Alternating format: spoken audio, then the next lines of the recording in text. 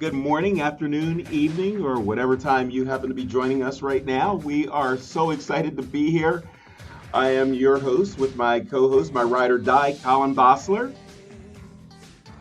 And this is our inaugural episode of Percussionistics.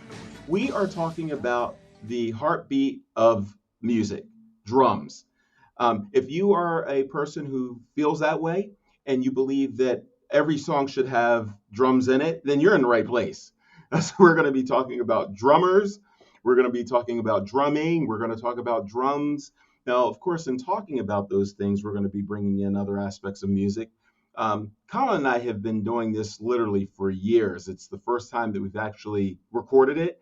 And it would be great to have a camera and a mic in some of our earlier conversations. But Colin, I am so excited first of all, I'm excited to do this in general. I am extra excited to do this with you. You're somebody whose opinion and perspectives I respect. Don't agree with all of them, which will make this a great That's right. That's podcast. why we're together. But That's yeah, right. man. So there's, yeah, Colin, what Well, do you have to say? I appreciate it, Glenn. I'm not sure if you told the audience your name, Glenn Jones, but It is, I'll make sure okay. Yeah, that. yeah, thank Because I think you. in the beginning, you're welcome. I'm not sure if you covered that, but All right. I agree with you. I think what's going to be fun is our back and forth. I think the audience will find that very interesting and intriguing. I can't wait to see the social media responses and some folks weigh in on the stuff that we talk about. But like you said, I think the this has gone on for years. When we worked together and knew each other years ago, I think we're going to get our magic on real easy because we've had that back and forth. I think we're going to relive a lot of those classic arguments that we've had. We've had some good ones. We've had some good ones. Not agreeing makes everything interesting. So Right, right. I agree. I agree. So just quickly about myself, not that this podcast is about me, but just to kind of give you an idea of the perspectives that Colin and I are going to bring to the table. I am a drummer. I started when I was 12 years old, and I'm closer to 100 than I am 12. I've been doing it for a while. As a matter of fact, behind me is where the magic happens. My band rehearses here, and we were here last night. We have a great time doing that. And I think what I'm interested in, Colin, is that you have a well rounded perspective of music. And I start with drums and work my way out. I think that's what's going to be the things where we challenge one another because I'm going to say, this is why this song is great because he does that. And when you go, why, that's going to be really, that's going to be really good. oh, I totally agree. I've listened to music. I'm also towards 100, more towards 100 than I am 12. Discovered music early in the 70s, and have been a lifelong music listener. I've lightly performed it myself, hung around bands all my life. I go to dozens and dozens of concerts a year, so I've been to hundreds. And I agree with you, Glenn, that I don't, although I'm not a musician, I've been around them so much and have done so much behind the scenes with them and gotten to know the process of making music. I really look at things through the lens of a fan. So while you're going to give me a lot of details and a lot of things that honestly probably won't register immediately, maybe as we do this podcast, it will. I think my lens will always be from a fan perspective. So you're inside looking out, my outside looking in Mhm. is going to be a nice meeting point because yes, technically you may love something. If it doesn't sound the way my ears need to hear it, then I'm going to tell you that even though it might be technically great, I don't find it very good, which is going to happen a lot when we discuss our topic today when we get to our lists. That's true. Just before we get to the list, now I'm looking forward to this list. We have literally been talking about list and who's the best drummer, and well, at least our feelings about list ranking drummers for a long time, and we haven't really hashed it out. I think that we've circled the drain a little bit. We wanted to save it for this podcast, so that's going to be fantastic. But I'd like to touch on a couple of things that's really big in music right now before we get into that. And one is, one of the most iconic drummers ever is Neil Peart, and he's passed several years ago, and he's a third of one of the most popular bands in the world, Rush. And after his passing, they broke up, and now it was announced a few months ago at this point, maybe not even a few Yeah, months. yeah, maybe a couple of months. Yeah, that they are touring again. So you've got Geddy Lee, Alex Lifeson, and Neil Peart's not there. And when interviewed about this tour, of course, that's the first question that came up. How are you doing this without Neil Peart? And Geddy Lee said that, well, based something along the lines of, how do you replace the irreplaceable? Now, they obviously they need a drummer, and they selected a drummer from Germany. Her name is Annika Niesen. Fantastic drummer, no question about it. It's generated a lot of conversation, and rightly so. So, Colin, I'm going to punt this to you first to let you lead off. Let me hear what you have to say about this. Well, as I said, I go to tons of concerts. You're going to get a lot of concert reviews. I've got a bunch of stuff to talk about as we get through this episode, and other ones coming up. I've got my ticket to Rush. I'm going to go see them in Cleveland. I live outside of Allentown, which is, for those that are not in the area, about an hour north of Philadelphia, Pennsylvania. Why Cleveland? Because at the time, they were not coming to Philadelphia. But of course, afterwards, now I've got a Cleveland ticket. Philadelphia's announced. Thank you, Rush. But I'm going to go out there. I'm going to go out there to Cleveland. So I'm not going to lie, Glenn. I'm struggling with this a little bit. And the reason I'm struggling with this is because I wonder. Here's one of my issues that we're going to bring up a lot as I give you my take on things. I think there is a desire to market, or a desire to sell, or a desire to influence how people see the music performed. And I think there's an expectation for this young lady that she is Neil Peart, that she is going to be his part of Rush. And I don't think that's fair. I don't think that's fair, because I don't want that. I don't want her to be Neil Peart. I grew up listening to it, had every record when it came out, the day it came out. I don't think that I would want that to be my role, but I'm telling you, that's what people want. As I go to concerts, especially with my middle-aged group of people that I hang out with all the time. I just came off a cruise ship. I just came off of the Lamb of God Headbangers boat. Metal's really my forte. I was surrounded by these middle-aged people for 4 days at sea. Nobody wants change, right? They want that. They want to hear what they grew up hearing. The ear needs to hear it as the ear was trained to hear it. So I think there's going to be an expectation, and all the critiques are going to be, can she be Neil? And I personally don't want it. I just want her interpretation of these Rush songs. So I'm excited for it, but I'm telling you, it's going to be hard for her. She's going to be expected to be him, and I just don't like approaching it like that. I would much rather have Alex and Geddy say, look, like you said, Neil left us. God bless him. He's no longer around. But we're gonna put her in this position to be able to pay him tribute, an homage to him, and let her own inner drummer be who she is. She's obviously very successful. So let her interpret a little bit. Let her have some free range. But I don't see that as being popular. Am I wrong? No, not at all. And I would say, for the most part, I agree with you. I believe that they're going to be faced with 4 different audiences, or 4 different segments. And I think one of those is going to be the audience of Rush fans who generally love Rush. And maybe they generally love the music. They love the fact that Neil Peart was a part of it. And maybe they're not looking so much for an exact replica. They're just happy to hear the music again, and they see it performed live. I think that might be a small segment of that audience, but I think that audience exists. I think the second type of audience are going to be those looking for the songs to be played precisely the way that they're recorded. And this plays into your position. Neil Peart was almost OCD with the way that he played. And you hear him play live, you hear the recording, it's very close. And every beat, every place he places a drum, every time he has it in his mind, it works like a symphony. There's no way that Annika or anybody's going to be able to replicate that. So people looking for that are going to go home a little bit disappointed. Then you have a group that's they're diehard Rush fans, right? And it doesn't matter. The fact that Neil Peart's not there, it, they're not buying this at all. They could have the greatest, if there was a greater drummer than Neil Peart, and that's argumentative if there is, but they're just not going to take this. And then the fourth audience is just Neil Peart fans, and like I would say that I'm a Neil Peart fan, but not necessarily a Rush fan.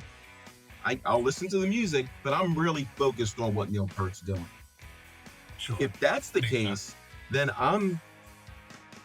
there's no way that she's going to play like Neil Peart. So I'm going to leave a little bit dissatisfied. So I think that this puts a tremendous amount of pressure on not only her, but also the band. So in football they say three things can happen with a pass, and only one of them is good. I think that they're Right. kind of in that situation. The only people that are going to be pleased is pie are the ones who are just happy that Rush is there, and they'll probably Yahoo through the whole thing and not even notice much of a difference. But I think everybody else is going to be a little bit um, just disappointed. Maybe not like, oh my goodness, it was terrible, but they're going to be left wanting. And I think that's a shame. First of all, are you going to the tour? Did you get a ticket? Are you going to I go did see it? I did not. Um, Okay. Well, when I see it next year, you'll have a review because I'll tell you that I okay. always say about the shows that I see. But uh I think that that's sad. I think it's sad that three of the four things that you just listed will result in a wanting of people that paid lots of money to go see the band. I guess I wish that more people were like you and I in the wanting not being based upon perfection, but the wanting just being there, just being given the opportunity to experience the music. I think there's not enough times anymore that people just are in the moment. I went to see, I'm not sure if you've ever heard of the band Ghost. They're a pretty popular metal band, and it's becoming more common for the venues to take your phone. So as they were saying outside, Ghost is taking our phones. Ghost took our Really, phone. And really. you get these little bags, these little green clasp bags, and they lock them up. You have your phone. You don't lose the possession of it, but you can't use it until the show's over. So I'm watching this arena filled with people. It was one fantastic just to watch people actually talk to each other and not have their head down and be ignoring each other. But when the music was on, everybody was singing choruses of these the verses and the harmonies, and watching this very ABBA like in the way that they put this together, if you can believe that. But it's sort of a big stage show like an ABBA performance, and watching people be in the moment.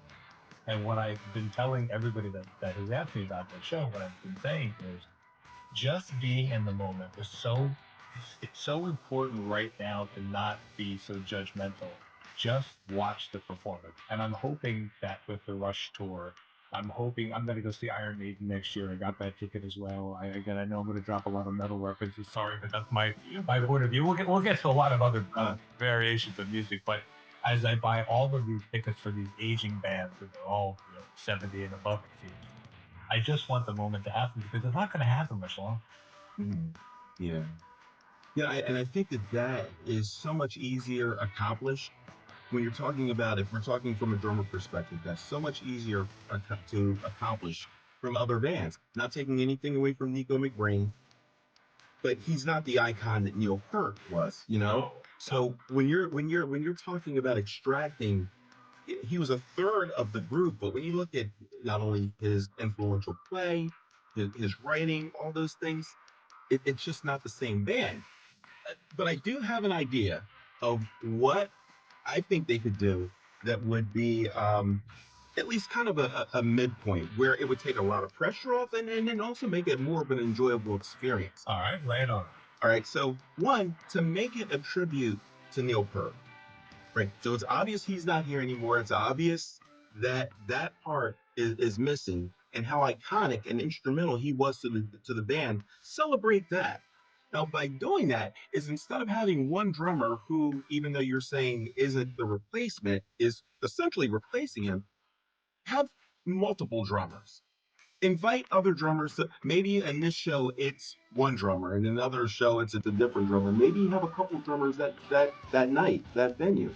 Um, I even envision Neil Peart's drum set there, somewhat elevated and looking over the whole thing. Man, that would be great, right?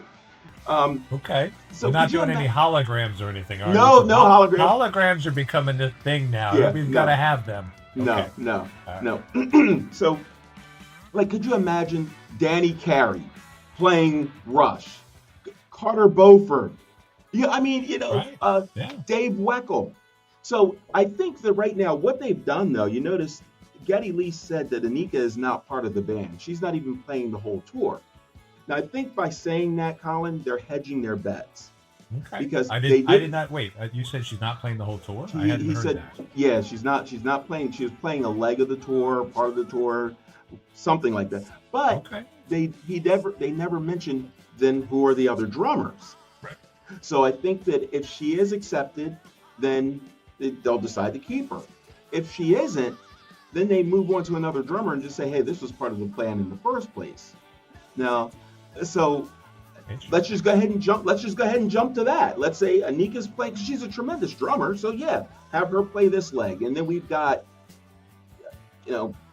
Mike Mangini playing this one. Mike Portnoy play. I mean, Oh, so there you then go. Give me we're some not. Portnoy. Yeah, Portnoy in Cleveland, please.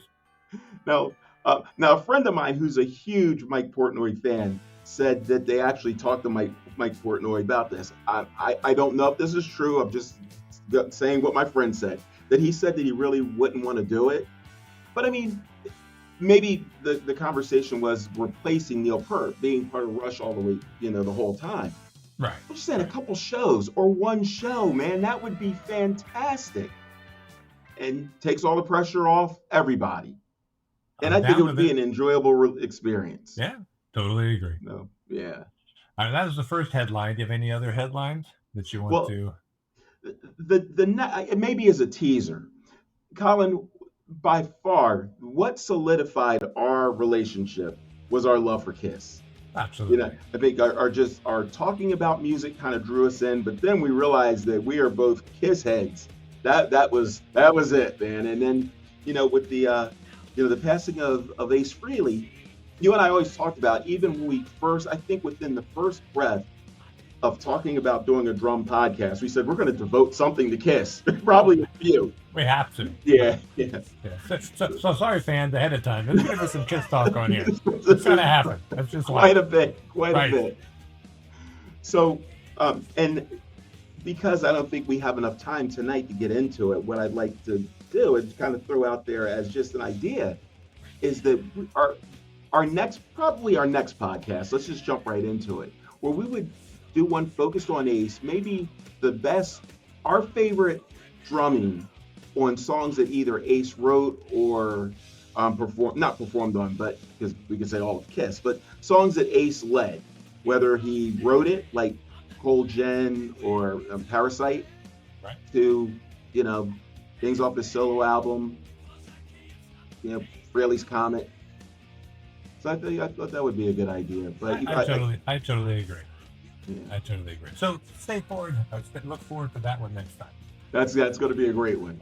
That's going to be a great one. All right. So, Colin, let's go ahead and jump in the deep end of the pool on this one. Because inevitably, when you're talking about drummers or probably any specific instrument, what comes up in our culture is who's better than who. And as much as I loathe that conversation, I kind of enjoy it. I understand because it's inevitable. It's going to come up, even in ways that you don't plan for it to come up. For instance, I know that we're going to talk about things like, well, if not this drummer, then what drummer on particular situations. So we're essentially saying this drummer would be better than that drummer. So I figured a great way to introduce the audience to us and a great way for you and I to kind of understand our perspective of drumming is to tackle some of these questions. Now, everybody and their mom has a greatest drummer list. And a lot of times it's generated by some guy in his mom's basement in his underwear eating stale pizza. And he goes, I like this because Neil Peart's the best because I like Rush. Well, thanks for So, that picture, by the way. well, I don't know if I needed the underwear part, but go ahead. it added texture. It So does. There's definitely some texture you're there. welcome. Right? So now, back in 2016, Rolling Stones magazine generated a list of top 100 drummers. And now they didn't only generate the top 100 drummers, they ranked the drummers. Right? So that was back in 2016. Now, what I like about that list is the fact that if we're going to use a list, it wasn't generated by one guy or two guys. It was a panel of people. Now, that doesn't mean that their choices are right or wrong or better than anybody else's, but at least it wasn't just based on one perspective. There was a little bit of tension as they were putting that together. At least I'd imagine that. Some give and take, some debate, and they came up with that list.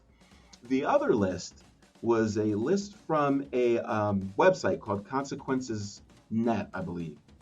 And they also did a top 100.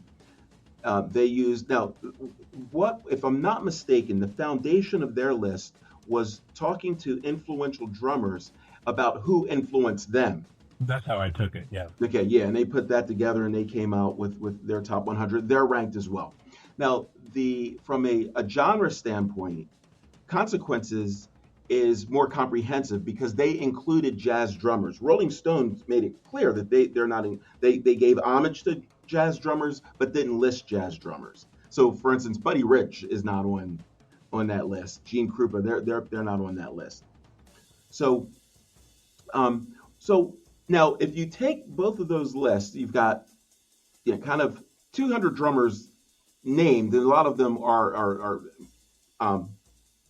they're on both lists, is what I'm trying to say. Now, I crunched some numbers, Colin. I want to try to see if I can find this. It was in my notes somewhere. It was something like of the hundred drummers listed, there were 54 that were on each other's list. So both lists, the consequence list, right? Right, 50. So that means that there were 46 that weren't on each other's list. Well, if you have the jazz drummers on the consequence list, then that makes sense. You're going to have the probably a lot of variation there. Sure. Mm-hmm. Mm-hmm. So there's a couple interesting things I would run by you though. Just as we're talking about these lists, regardless of how you feel about them, looking at them kind of breaks down like this. There were 3 drummers on both lists that came within 3 rankings of each other. Right? For instance, Gene Krupa. I mean, I said earlier he wasn't on the Rolling Stones list. Correct. But he's okay. Yeah. So Gene Krupa on the Rolling Stones list was 7, and on Consequence list 4. Ringo Starr was 14 on Rolling Stones and 17 on Consequence. So like that. Right. There were 2 drummers that were dead on. 2 that they both listed at the same ranking. Okay. All right. So 1, I think most people wouldn't get, and 1, I think most would get. Which one do you think is the one that was? Well, John Bonham's the one that was going to be the same. He's number 1 on both lists. He's number 1 on both lists. Which I disagree with. I don't think that's a correct ranking for John. Can you explain something to me as a drummer, since I am not one and you are? Why is he number 1 on both lists? Well, besides the fact that he's a monster. So, okay. But exactly my point. You can be a monster, but does the monster make you the best drummer? I don't listen to Led Zeppelin music and walk away wowed by the drums as much as I do other bands. We're gonna get to my number. I got my number 1 sword in my pocket. We'll bring him out in a little bit. But why is John Bonham? Is it legend and lore now? Or if you look at him from a technical perspective, do you really say that if all the 200 drummers, I know 54 were the same, but if you look at all these lists, he hands down is better than all other drummers on these lists? All right, so that's really good. All right, so here's what I think. From a technical standpoint, he may not be. But I think that there's other things that we've got to factor in when we are looking at drummers like this. I think that we look at their technical abilities, that's got to factor in there, but also we look at their influence. Okay. How did they impact music? Now, it may have been maybe they were just in the right place at the right time. But the way I look at it is if you're good enough to be in a band and that band influences the music scene, you're obviously at least a good drummer. You're above you are what you would consider. I mean, that drummer is what you would consider solid, which I kind of consider an insult, by You the know way. that's my word. I know you That's don't like when I say right. solid. That's That's going to right. always be one of your pain points, and I get it. That's right. So solid is just you're not you're a game manager. You're not going to win the game. You may not lose it, but you're there.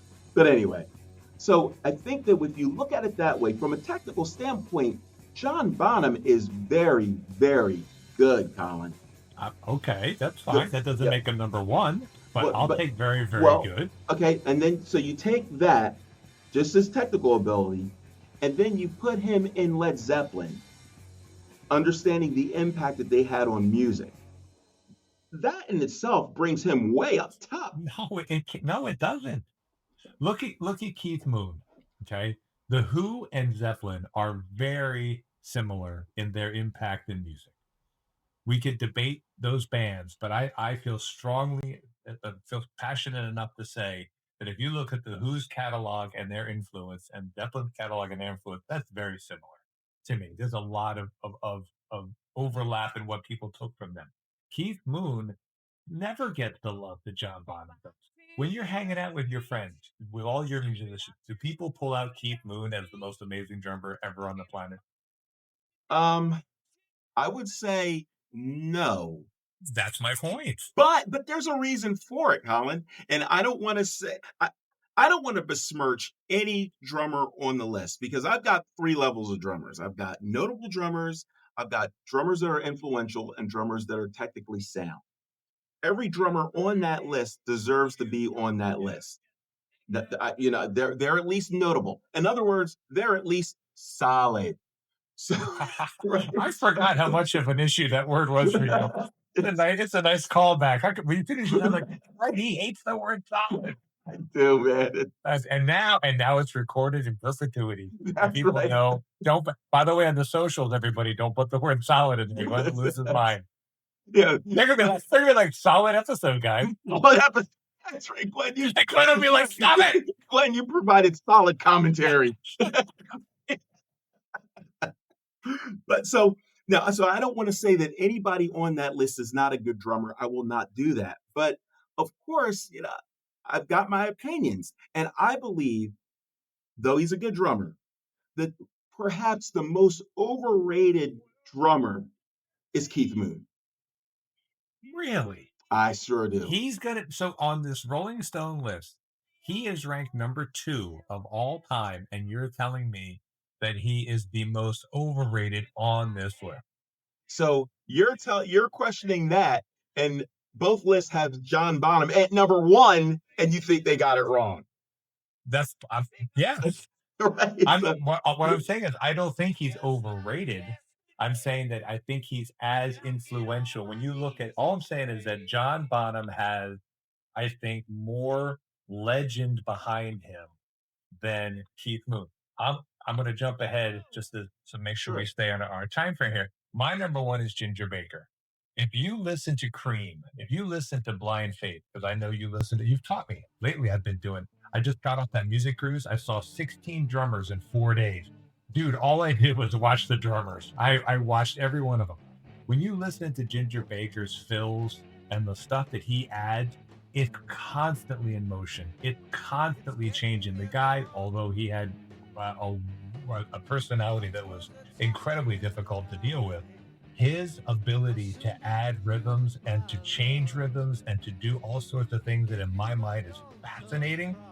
He's the best drummer that I've ever heard on a big piece of recorded music. But he doesn't again get that love because I don't think he has the legend. Cream is not a legendary band. They have Eric Clapton, they have Ginger Baker, they have the bassist whose name I'm drawing a blank on. But they Jack have Bruce. thank you. They have a notch in the chart of history, but they don't get the love for being iconic like Zeppelin does. And I just ask myself all the time, is that legend pushing Bonzo further than others that are better that just don't have the legend? Well, I think you said it right there that the band Cream didn't have the impact that Led Zeppelin did. Again, influence has something to say about this. So the fact that Led Zeppelin had a higher platform, therefore John Bonham is going to have a higher platform. More people are going to be impacted by him than Ginger Baker. I think that Ginger Baker also was his own enemy. Because understand, at the time that Ginger Baker was coming up, the only way that we would find out about people from a personality standpoint and those insights that would draw somebody in, well, he broke his biographer's nose. People couldn't get close to Ginger Baker. He was a curmudgeon. Right. Um, Eric Clapton would agree with you. And in the documentary "Beware Mr. Oh, Baker," I love that they're documentary. so remember they're asking Eric Clapton. I remember it. He's sitting there and they're going, well, Ginger Baker's contemporaries are John Bonham and Keith and Eric Clapton starts shaking his head no before he finishes the name, and he goes, they're not even in his league. So he would agree with you. And now I would agree that from a technical standpoint, yes, Ginger Baker is more technically sound than John Bonham, but not more influential. You just said that. Oh, I agree. Okay. I can't argue with myself. So who's your number one? My number one drummer is Dave Weckl. And help me educate me on Dave Weckl. Dave, That's not a household name. no, he's Help not. me with that. Dave Weckl is it's hard to kind of put him in a box. He's jazz, funk, rock. He just plays any genre. I think he started with Simon and Garfunkel. He may have been the drummer with Simon and Garfunkel in the New York, the, the park in New York. Oh, That's okay. when he Sure. started, Yep. yeah. But he's got his own band. He's just so fluid on the drums. He's one of those guys that can do anything, just otherworldly. Um, Technically, yes, I think he's the best drummer. From an influential standpoint, you didn't know who he was. And I think that there's a lot of other drummers who may not know that either. But he would be he's my pick. Now is he my favorite drummer? Not necessarily. My favorite to me, my favorite drummers are drummers that I also find entertaining. Not that I don't find him entertaining, but they're drummers that kind of make me move. Carter Beauford, Jeff Porcaro, those guys. But if I was gonna, if I had to go down a dark alley with a drummer based on his drumming skills, I'm gonna go. It's gonna be Dave Weckl. So he had the greatest self-defense ability of any drummer that you've met. Yes, right, right, He would take care of me. All right. right. So who was the other you had led into this conversation saying the number one is the one that matches that's easy to guess is Bonzo. Who was the one that's not easy? The other one is James Gadson. Who's that? James Gadson is an R&B drummer. You're familiar with Bill Withers. Of course. So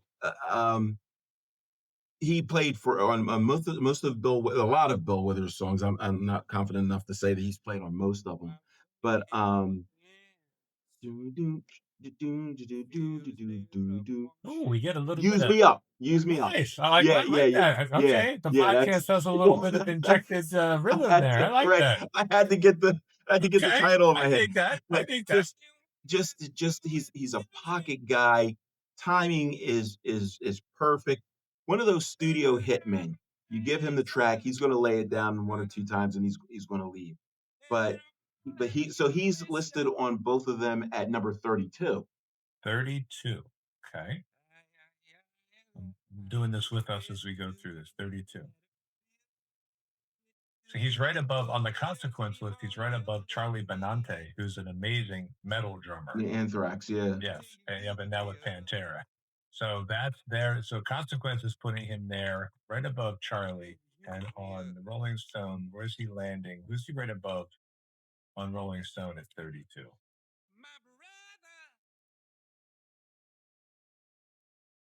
He's right above Tony Allen. Okay, I don't know Tony Allen. So do you think 32 is the right spot for James Gadsden? Yeah, I don't have the list in front of me, but man, Colin, that's a hard conversation, and I know that's going to be something that you try to pull out of me because that's where we're saying if he's here, then who's he better than? And I oh man, that's so hard to say. And that's why I don't like these lists. Yeah. And it's not that I don't. I mean, you said it very well. Everybody, no matter what you do, sports, movies, there's always a ranking, right? There's all we guys rank everything, right? Mhm. Right. We want some sort of order in our lives, right? Right, right, Could be right. cars again, girls. So let's be honest, right? Whatever. There's always some ranking of who's where, and one of the obviously it's all subjective, and people have a lot of opinions about things.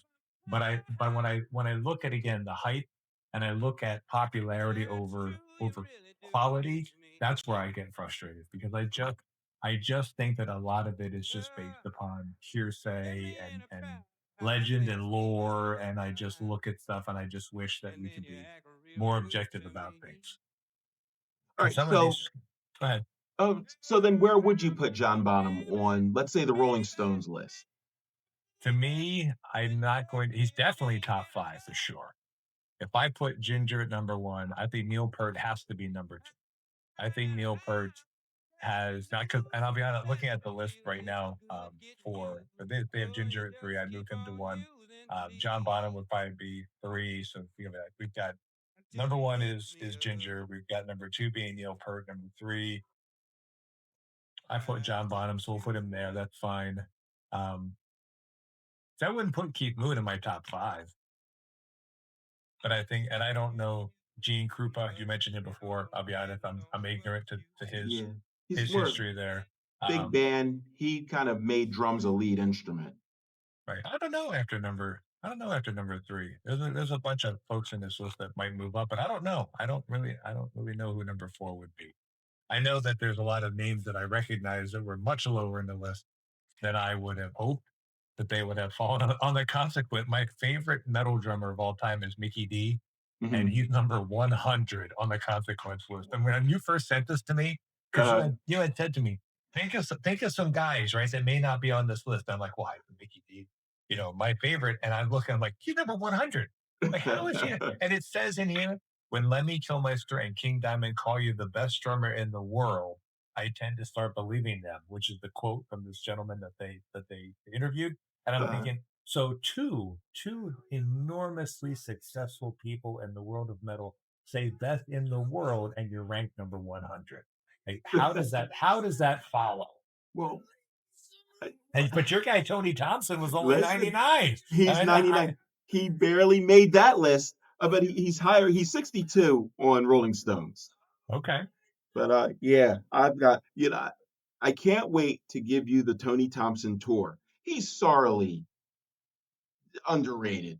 Tony, yeah, You will carry a torch for that man forever, and I I will. appreciate I appreciate that. I You're will. loyal to him. So who are your top three then? If we're not, if we're, and I don't want us to agree, so I'm sure we won't. Who are your top? Okay, so if we're talking about my top three favorites, it's going to be different than how I would rank them if I was part of this. Part of Lay 'em this. both on us, Doctor. All right, so I would say, well, me personally, and this list fluctuates. I like it's Carter Beauford, Tony Thompson, Jeff Porcaro, and I got to put Neil Peart up there.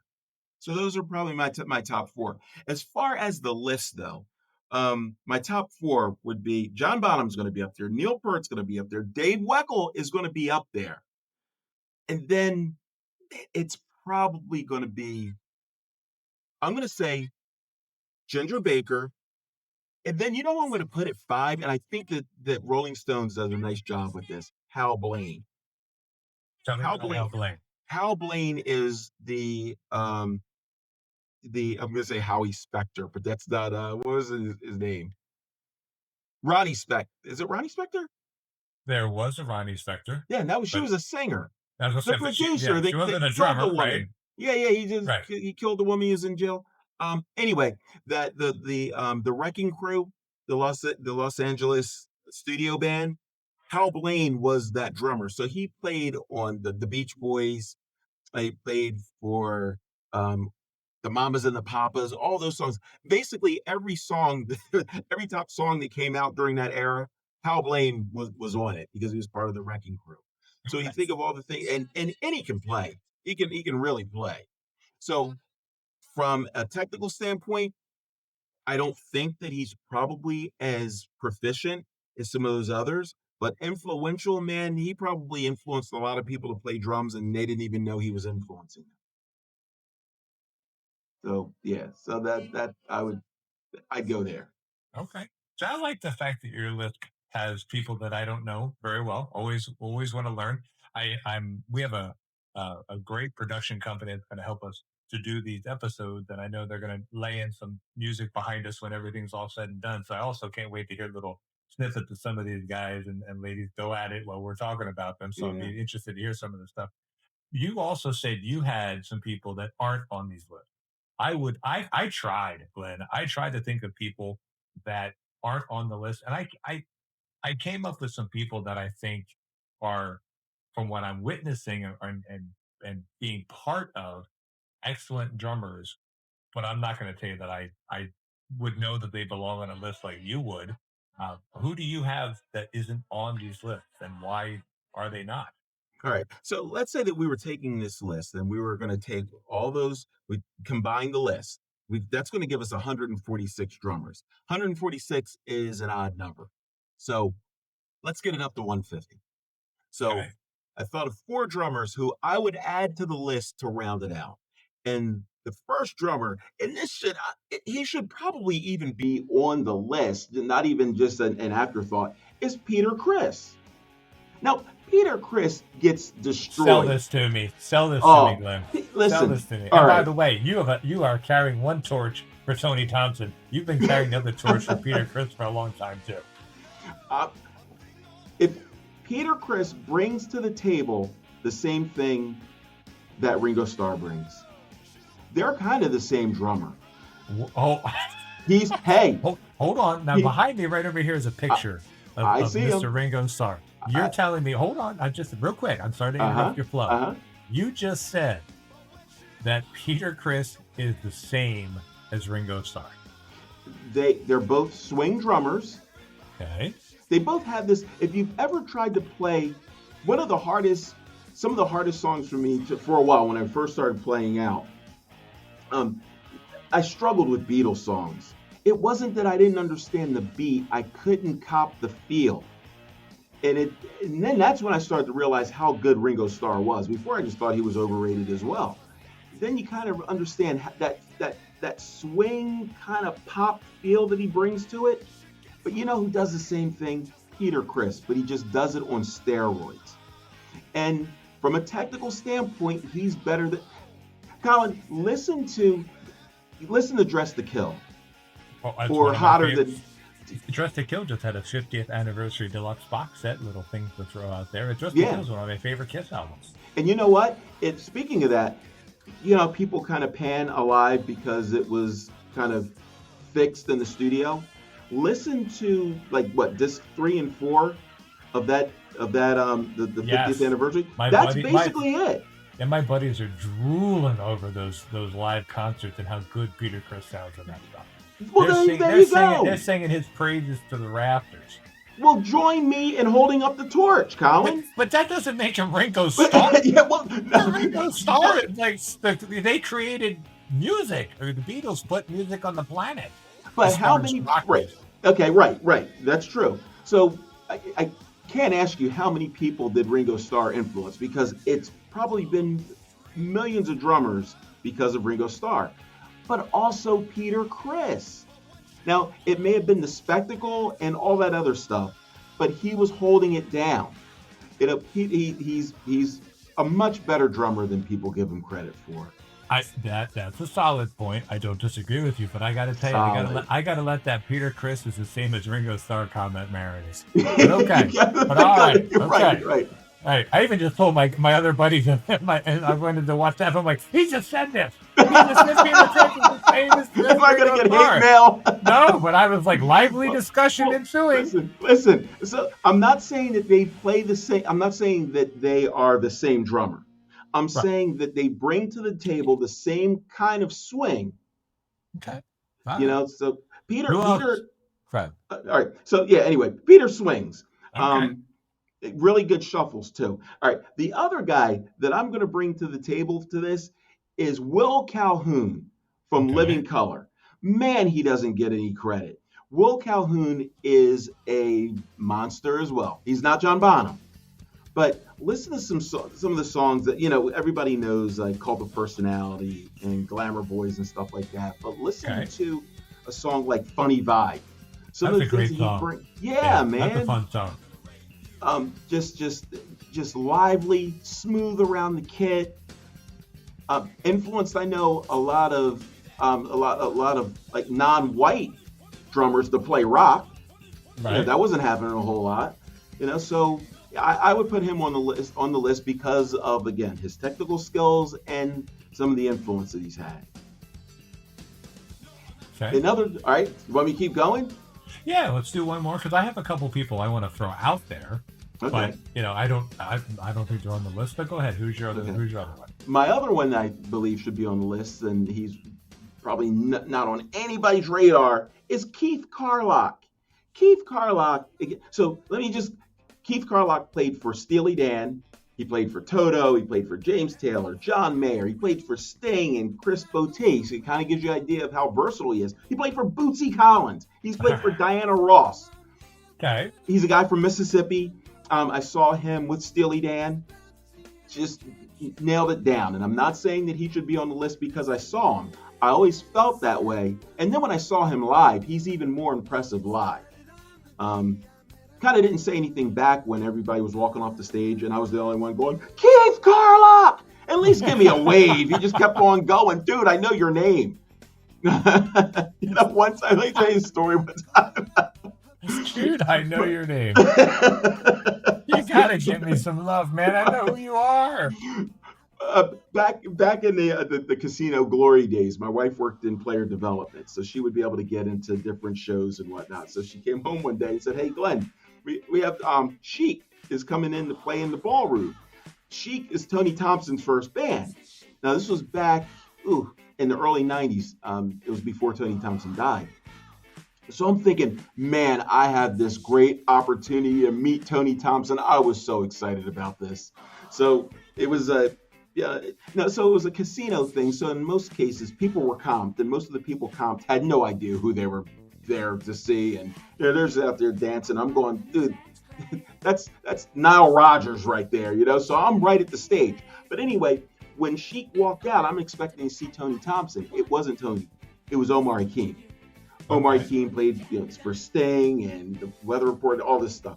So I'm at the stage going, Omar, right? So he kind of gave me a nod. So Nile Rodgers introduces the band, and he goes, and on drums, this guy here knows who he is. He's been calling his name all night. So it was cool. It was funny. So at the end, they came out and you can meet them. I'm hanging out with Omar Hakim. Now, what was great is I think one of the greatest drumming albums is David Bowie's Let's Dance. Okay. Now they list Omar Hakim and Tony Thompson as the drummers, but they don't explain what songs they played on. So I'm asking Omar, so who played on Criminal World? Was that you or was that Tony? And he said, I don't know. How's it go? And I'm going, doom, doom, doom. Dude. It's going, I guess that was Tony. And I'm like, Yes.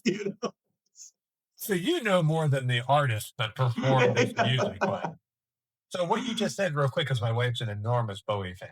You said one of the greatest drumming albums is David Bowie's Let's Dance? Pound for pound, the drumming on that. Very interesting. Oh, Very, because I've seen oh, she took me to see Bowie a couple times before he passed, and obviously he's smart enough to surround himself with brilliant musicians. But I didn't look at Let's Dance as a incredible drumming album when we listened to him. But that's it. That's interesting. yeah. Pound for pound, I believe that that's probably from his catalog. I think that that's it. That's Well, it. if you don't mind, let me give you two people. Now they might be on this list. But let me give you two people that I was thinking about, and I'm gonna say one falls in that influence and one doesn't. But I think there's a lot of I'm surprised he didn't make the list. So the Wait, so first, you're going to name people that are already on? You're going to add to the I list don't people that know. are on this? Oh, I okay, don't think so. I don't have. Well, okay, I'm putting an asterisk because I'm going to tell you okay, I don't have all 200 memorized. okay. You're like name dropping like rain over there, and I'm just trying to. I'm not even sure if they're there. Is Frank Beard on either of these lists from ZZ Top? He is not. Okay, why is that? Because I will tell you that I know later a lot of electronic stuff was needed because he had some substance abuse issues, and I know he was not who he was later in the 80s and 90s when that took over. But in the 70s, when ZZ Top was creating Tush and creating a lot of that classic ZZ Top Texas sound, his stuff is pretty strong. Wouldn't he have made the top 100? I would have thought no one does a Texas shuffle like he does. One of my favorite drumming songs is Cheap Sunglasses. He's Okay. just mesmerizing around the set, the way the little rolls and stuff. But from a technical standpoint, I don't know how. Well, where would you put him on the list? Oh, definitely not in the top 25 out of 100, but I think he's got to be in the top 50. I would think ZZ Top's been around for what 50 years probably now.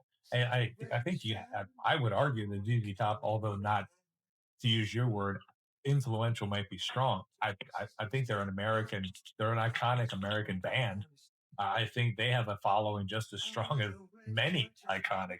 They're just as big as Journey. They're just as big as Styx. They're just as big as Aerosmith. They're just as big as They're in the category of amazingly strong, iconic American following.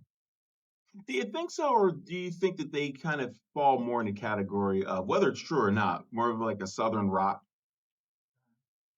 But I still think, well, you can put it with Leonard Skinner. Leonard Skinner's got an amazing following. Yeah, So but I I don't was know if I surprised. like put him in the class as Journey. Might be a I, little of overreach. Okay, baby. All right. Well, we'll stay on our. I'm putting a lot of these in my pocket for later. We're gonna take. Okay, We got a lot of episodes coming up, so now we got a Journey versus ZZ Top thing. yeah, right, So right, lot. Stay tuned for, ladies and gentlemen, as we right. continue to do this.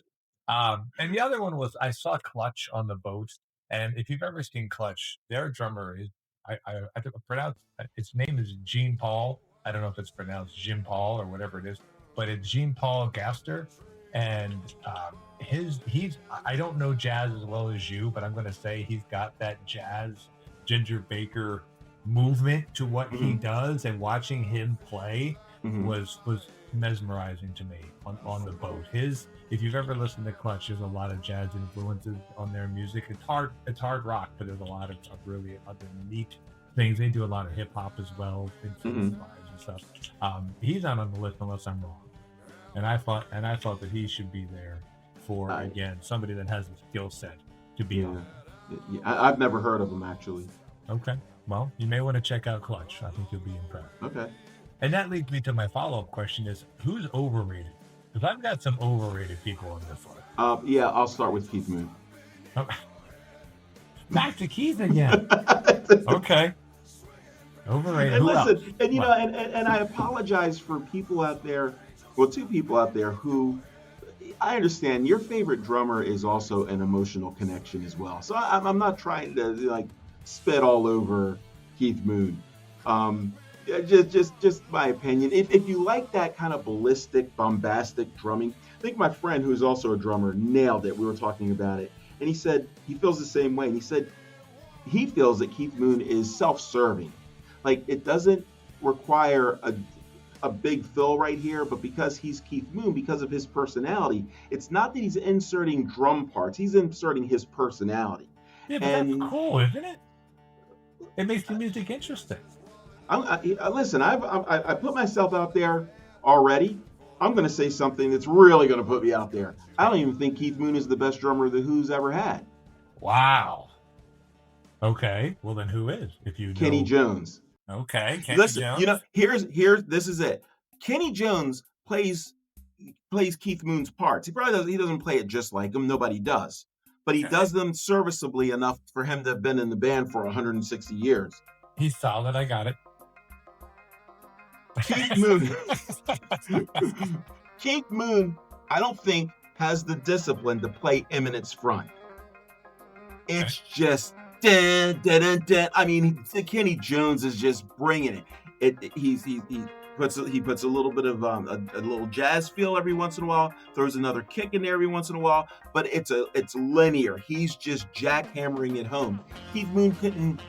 I don't think had from his past work didn't seem to demonstrate the intestinal fortitude to not throw a fill in there.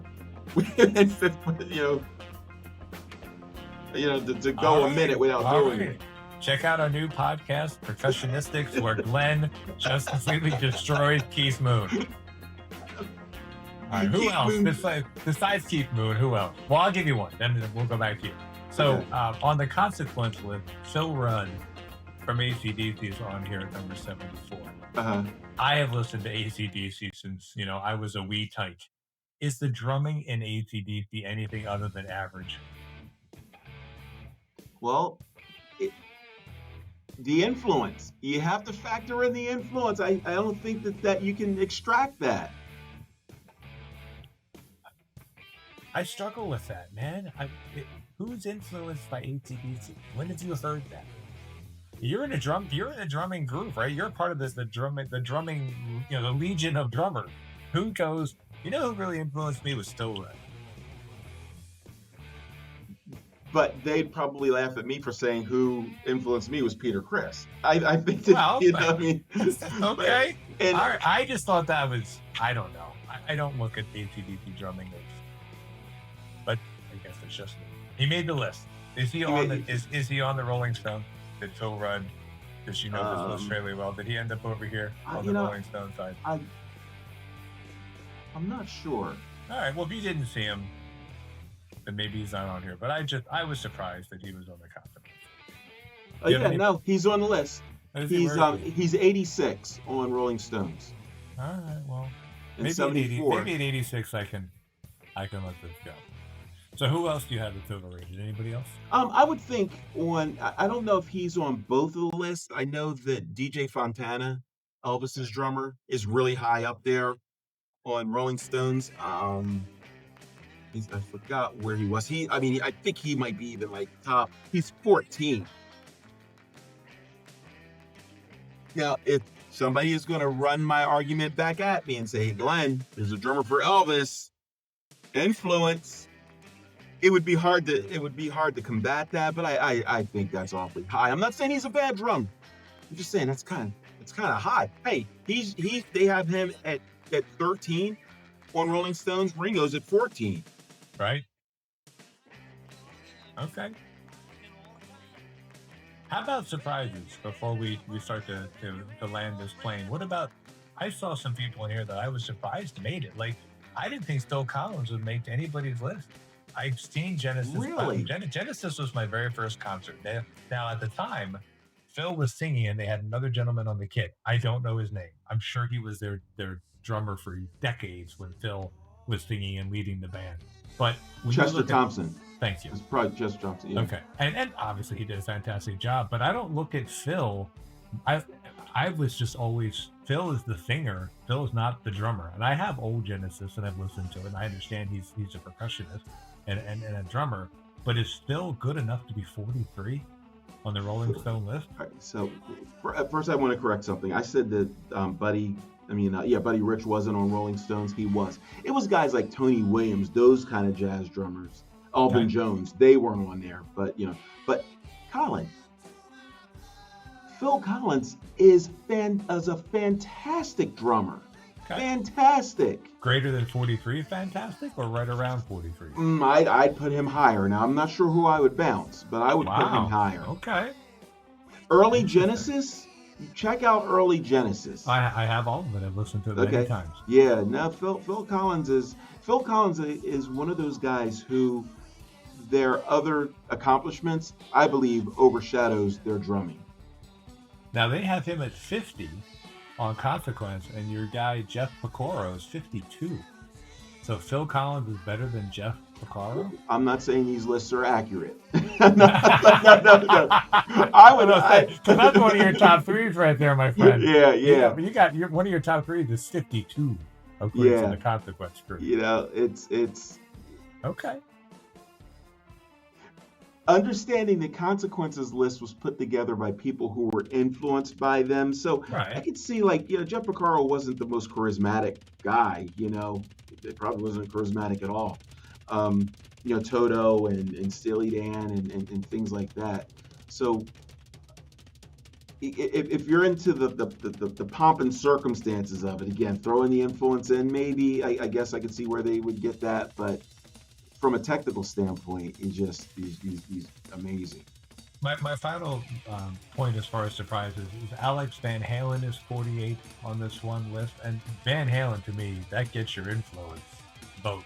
I would think you'd have to consider Van Halen as very influential when you look at that stuff. Mm-hmm. Does that surprise you that he's there where he is in that list, or? See, I probably would have thought that he'd be higher. Just looking at some of the, Elvin Jones is on Rolling Stones. Rolling Stones said they didn't have any jazz drummers. I thought they have right now. Yeah. So I don't know who they on their website adding them. Yeah. And Lars Ulrich from Metallica. I mean, you can't get any bigger influence than Metallica. He's 86 on Consequence. And I don't even think he's on Rolling Stones. See, that's a shock to me, because again, if you're looking at, to use your point, to bring it full circle, mm-hmm. influence is part of it. Mm-hmm. So if I'm looking at bands like Van Halen, ZZ Top, Metallica, these bands, now I will self-admit, again, my world is heavy music, so that's who I talk about more often than anything else. But you mentioned Phil Collins. Genesis was hugely influential. So it's interesting that some of these major influential people just didn't even crack 50. Yeah, I was talking to a group of drummers, some of my friends, and Lars Ulrich took a beating, and I didn't understand it. He always gets abused. Always gets abused. So so I spent a workout listening to Metallica, and I didn't think that he warranted the beating that he got.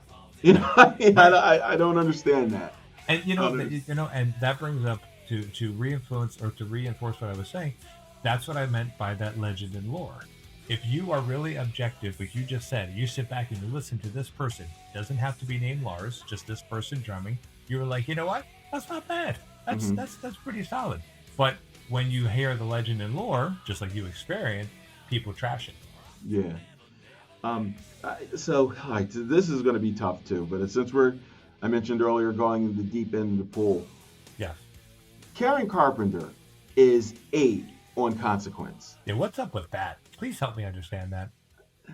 So A, I didn't know she was a drummer, but B, please explain that. I can't, and I don't know if I don't know what they're thinking, because I think probably some of their bigger hits, Hal Blaine played drums on. So I'm not sure. So they have her listed higher than Hal Blaine. and he... Well, what is it? You said this is on Rolling Stone or Consequence? This is Consequences. I don't think she's on... I don't see her at number 8 on Consequence. I see Stuart Copeland. But she's in the top 20? Yeah, Consequence has Buddy Rich. Wait a minute. I'm looking That's at number 2. I hope the right list. No. I'm sorry. These are the drummers that are on Consequences list, but not on the Rolling Stones list. So where does she fall in the Consequence? I do remember seeing her. Yes. Yeah. Wait, get over there. Oh, there she is. She's 22. Is she? Okay. Yes. All right, so not 8, but she's on the list. Okay, Buddy cool. Rich named Karen as his favorite pop drummer. Is why she may have made it, because Buddy Rich said that she was his favorite pop drummer. Because maybe she was of no threat to him. Yeah. Yeah. Because she was such an amazing singer, she was muscled off her instrument of choice and into the role of singer and frontwoman for the Carpenters. Yeah, Karen was a sorry. wildly talented drummer. Interesting. And Mhm. sadly, she was never afforded the accolade she deserved, as says Pat McGee from the band Stars. Interesting. And and maybe my assessment is wrong. Maybe Well, they now we got wanted to her to listen to focus. Carpenters tomorrow, right? Yeah, yeah, yeah. I'm not So saying your she's work has, bad. right? She's actually there was I forgot what song I was listening to, and she had a really nice bass drum. She's a little funk. It wasn't bad. Yeah, I'm sorry, I gave some bad information. The way that I had the list set up, it That's looked okay. like That's she why was I'm here. eight. That's why I'm here to But check you every once in a thank while. you, thank you. I You'll do appreciate the that. same to me. Yeah. Oh yeah. Um. But All right. Well, unless I'm wrong, one of the things you also want to accomplish as we go forward is having musicians join us, right? You yes. said you have drummers and you've got people that you're able to connect with, and I'm looking forward to that because I think I'm going to learn a lot. One, which is always good, right? It's always good to learn. And two, I think it'll be interesting to hear, especially you interact with another drummer, to hear how they look at the three things you mentioned, right? They look at that technical skill, that how prominent they were, how influential they were. So, and what was the third thing you said? Influence, skill, and what was the third one? Well, they're all notable. A notable, So right? yeah, yeah. So I believe everybody on the list is worthy of the conversation. Now, where they fall on that list is debatable, but I'll never look at the list and go, "Oh man, I can't believe that person's on there." There's a few, maybe there's a few, Well, but we're gonna keep these lists around when you have the special guests on. We're gonna say, so who's your top one? And then we can break it out and go, I'm sorry, that's not number one. yeah, that's Number right, one is right, John right. Bonham. So say these lists. And they would understand why at least. But that is funny. You think Keith Moon is underrated and John Bonham is overrated for the same exact. Our reasonings just same. We have the same argument, just with drummers on different sides of it. Right. Well, listen. Maybe when the production team puts this together, it'll start. We'll do a little John Bonham intro, and then we'll end with Keith Moon on the way out. Okay, And that would people be. that listen to this can again give us some feedback on the socials and say, okay, here's what I think now that I've heard both of them and heard you guys banter about when it comes to who's better. Because it'll Right. be interesting to see what. Oh, well, I should. The public's gonna pick John Bonham. I know that, but it'll be interesting to see if Keith Moon has any love from the public. No, I'm sure he will. I'm sure I'll probably if we get mail, if they do that, I'll get a lot of hate mail for that. And it's not that I don't appreciate him, I just don't get it. That's all. That's all. There you go. It's not that I don't appreciate him. I just don't get it. Well, what do you say we land this plane, my friend? It's been a great first episode. I hope you're pleased with the outcomes because I think I'm very excited to hear more. You said Ace Frehley, right? Something coming up, and we've got what an idea sheet of about 50 different ideas that you wanted to tear into. Right, right. I had a blast, Colin. So I'm just looking so much forward to doing more of these. Fantastic. And on behalf of our production team, I think we're going to be on YouTube, is what Shane has planned for us. I know we've got some social accounts. I don't know the little tags yet, so I can't give them to the crew. But I'm sure Shane will figure out some way of splashing them all over us when Right, uh, right, when he when he right, start when he starts posting us out there. So right. looking forward to it, my friend. Looking forward to it. All right, Colin. Well, thank you very much. I really appreciate it. This was great. All right, and we'll talk to you all soon.